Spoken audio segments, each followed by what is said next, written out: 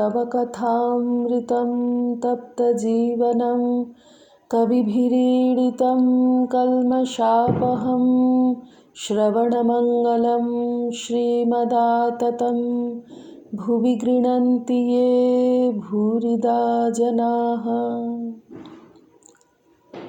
ভক্ত সঙ্গে শ্রীরামকৃষ্ণ সিঁথির ব্রাহ্ম সমাজে 1883 22শে এপ্রিল।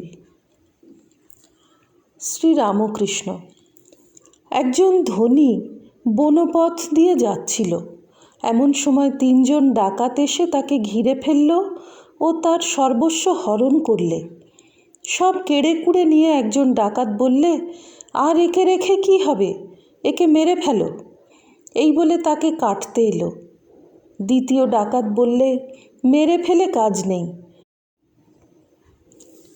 একে আষ্টে পিষ্টে বেঁধে এইখানেই ফেলে রেখে যাওয়া যাক, তাহলে পুলিশকে খবর দিতে পারবে না। এই বলে ওকে বেঁধে রেখে ডাকাতরা চলে গেল। খানিকক্ষণ পরে তৃতীয় ডাকাতটি ফিরে এলো। এসে বললে, আহা, তোমার বড় লেগেছে না, আমি তোমার বন্ধন খুলে দিচ্ছি। বন্ধন খুলবার পর লোকটিকে সঙ্গে করে নিয়ে ডাকাত পথ দেখিয়ে দেখিয়ে চলতে লাগলো। সরকারি রাস্তার কাছে এসে বললে, এই পথ ধরে যাও, এখন তুমি অনায়াসে নিজের বাড়িতে যেতে পারবে।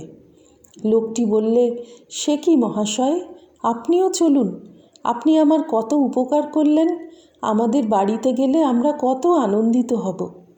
ডাকাতটি বললে, না, আমার ওখানে যাবার জো নাই, পুলিশে ধরবে। এই বলে সে পথ দেখিয়ে দিয়ে চলে গেল। প্রথম ডাকাতটি তমগুণ, যে বলেছিল, একে রেখে আর কি হবে, মেরে ফেলো। তমগুণে বিনাশ হয়। দ্বিতীয় ডাকাতটি রজগুণ। রজগুণে মানুষ সংসারে বদ্ধ হয়, নানা কাজ জড়ায়। রজগুণ ঈশ্বরকে ভুলিয়ে দেয়। সত্যগুণই কেবল ঈশ্বরের পথ দেখিয়ে দেয়। দয়া, ধর্ম, ভক্তি এসব সত্যগুণ থেকে হয়। সত্যগুণ যেন সিঁড়ির শেষ ধাপ, তারপরেই ছাদ। মানুষের স্বধাম হচ্ছে পরব্রহ্ম। ত্রিগুণাতীত না হলে ব্রহ্মজ্ঞান হয় না। আচার্য। বেশ সব কথা হলো। শ্রীরামকৃষ্ণ সহাস্যে। ভক্তের স্বভাব কি জানো? আমি বলি তুমি শুনো, তুমি বলো আমি শুনি। তোমরা আচার্য, কত লোককে শিক্ষা দিচ্ছ। তোমরা জাহাজ, আমরা জেলে ডিঙি। সকলের হাস্য। ষষ্ঠ পরিচ্ছেদ। ঠাকুর শ্রীরামকৃষ্ণ নন্দনবাগান ব্রাহ্ম সমাজ মন্দিরে ভক্ত সঙ্গে বসিয়া আছেন। ব্রাহ্ম ভক্তদের সহিত কথা কহিতেছেন। সঙ্গে রাখাল, মাস্টার প্রভৃতি আছেন। বেলা 5টা হইবে। কাশীশ্বর মিত্রের বাড়ি নন্দনবাগানে। তিনি পূর্বে সদরওয়ালা ছিলেন। আদি ব্রাহ্ম সমাজভুক্ত ব্রহ্মজ্ঞানী। তিনি নিজের বাড়িতেই দ্বিতলায় বৃহৎ প্রকোষ্ঠ মধ্যে ঈশ্বরের উপাসনা করিতেন, আর ভক্তদের নিমন্ত্রণ করিয়া মাঝে মাঝে উৎসব করিতেন। তাঁহার স্বর্গারোহণের পর শ্রীনাথ, যজ্ঞনাথ প্রভৃতি তাঁহার পুত্রগণ কিছুদিন ঐরূপ উৎসব করিয়াছিলেন। তাঁহারাই ঠাকুরকে অতি যত্ন করিয়া নিমন্ত্রণ করিয়া আনিয়াছেন। ঠাকুর প্রথমে আসিয়া নিজে একটি বৈঠকখানা ঘরে আসন গ্রহণ করিয়াছিলেন। সে ঘরে ব্রাহ্মভক্তগণ ক্রমে ক্রমে আসিয়া একত্রিত হইয়াছিলেন। শ্রীযুক্ত রবীন্দ্র প্রভৃতি ঠাকুর বংশের ভক্তগণ এই উৎসব ক্ষেত্রে উপস্থিত ছিলেন। আহুত হইয়া ঠাকুর ভক্ত সঙ্গে দ্বিতলায় উপাসনা মন্দিরে গিয়া উপবেশন করিলেন। উপাসনার গৃহের পূর্বধারে বেদী রচনা হইয়াছে। দক্ষিণ পশ্চিম কোণে একটি ইংরেজি বাদ্যযন্ত্র পিয়ানো রহিয়াছে। ঘরের উত্তরাংশে কয়েকখানি চেয়ার পাতা আছে। তাহারই পূর্বধারে দ্বার আছে, অন্তঃপুরে যাওয়া যায়। সন্ধ্যার সময় উৎসবের উপাসনা আরম্ভ হইবে। আদি ব্রাহ্ম সমাজের শ্রীযুক্ত ভৈরব বন্দ্যোপাধ্যায় 2-1টি ভক্ত সঙ্গে বেদিতে বসিয়া উপাসনা কার্য সম্পন্ন করিবেন। গ্রীষ্মকাল। আজ বুধবার, 20শে বৈশাখ, চৈত্র কৃষ্ণা দশমী তিথি, 2রা মে 1883 খ্রিস্টাব্দ। ব্রাহ্মভক্তেরা অনেকে নিচের বৃহৎ প্রাঙ্গণে বা বারান্দায় বেড়াইতেছেন। শ্রীযুক্ত জানকী ঘোষাল প্রভৃতি কেহ কেহ ঠাকুর শ্রীরামকৃষ্ণের কাছে উপাসনা গৃহে আসিয়া আসন গ্রহণ করিয়াছেন, তাহার মুখে ঈশ্বরীয় কথা শুনিবেন। ঘরে প্রবেশ করিবা মাত্র বেদীর সম্মুখে ঠাকুর প্রণাম করিলেন। আসন গ্রহণ করিয়া রাখাল মাস্টার প্রভৃতিকে কহিতেছেন, নরেন্দ্র আমায় বলেছিল সমাজ মন্দির প্রণাম করে কি হয়। মন্দির দেখলে তাঁকেই মনে পড়ে, উদ্দীপন হয়। যেখানে তাঁর কথা হয় সেইখানে তাঁর আবির্ভাব হয়, আর সকল তীর্থ উপস্থিত হয়। এসব জায়গা দেখলে ভগবানকেই মনে পড়ে। একজন ভক্ত বাবলা গাছ দেখে ভাবাবিষ্ট হয়েছিল, এই মনে করে যে এই কাঠে ঠাকুর রাধাকান্তের বাগানের জন্য কুড়ুলের বাঁট হয়। একজন ভক্তের এরূপ গুরুভক্তি যে গুরুর পাড়ার লোককে দেখলে ভাবে বিভোর হয়ে গেল। মেঘ দেখে, নীল বসন দেখে, চিত্রপট দেখে শ্রীমতীর কৃষ্ণের উদ্দীপন হতো। তিনি এইসব দেখে উন্মত্তের ন্যায় কোথায় কৃষ্ণ বলে ব্যাকুল হতেন। ঘোষাল: উন্মাদ ভালো নয়।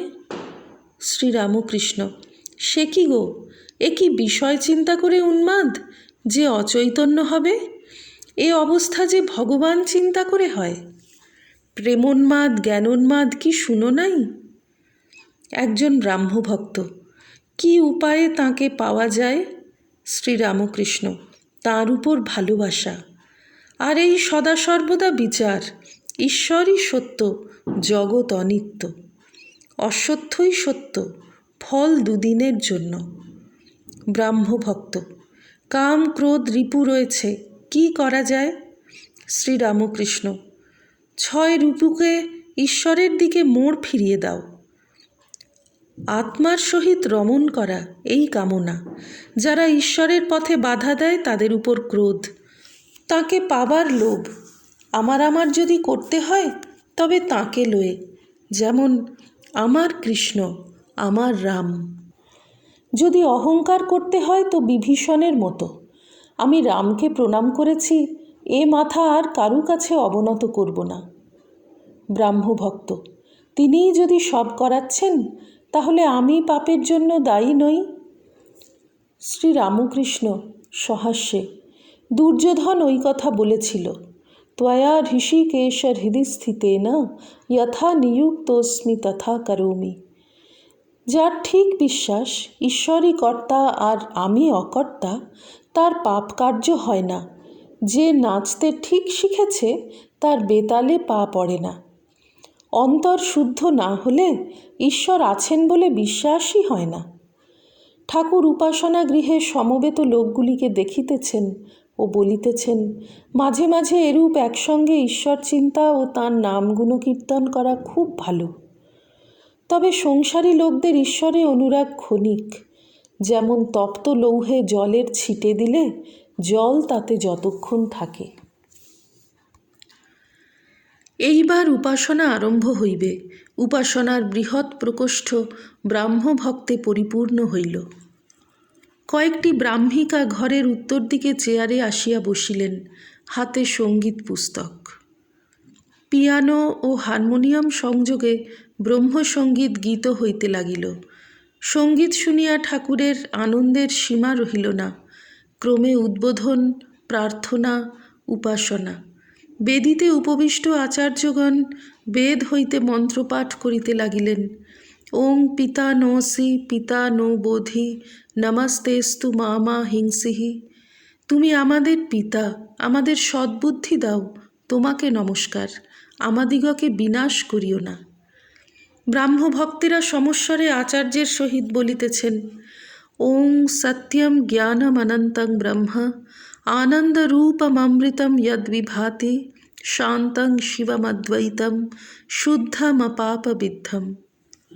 এইবার আচার্যগণ স্তব করিতেছেন, ওং নমস্তে সতে তে জগৎকারণায় নমস্তে চিতে সর্বলোকাশ্রয়ায় ইত্যাদি।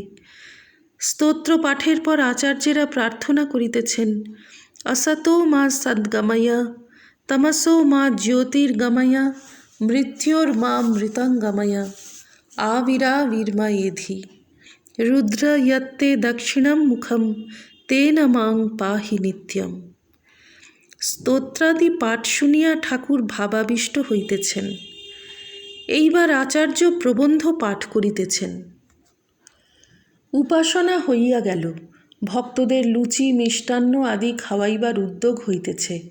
ব্রাহ্মভক্তেরা অধিকাংশই নিচের প্রাঙ্গণে ও বারান্দায় বায়ু সেবন করিতেছেন। ওম নিরঞ্জনম নিত্যমনন্তরূপং ভক্তানুকম্পাধৃতবিগ্রহং বৈ ঈশাবতারং পরমেশমিড্যং তং রামকৃষ্ণং শিরসা নমামঃ। শ্রীরামকৃষ্ণার্পণমস্তু।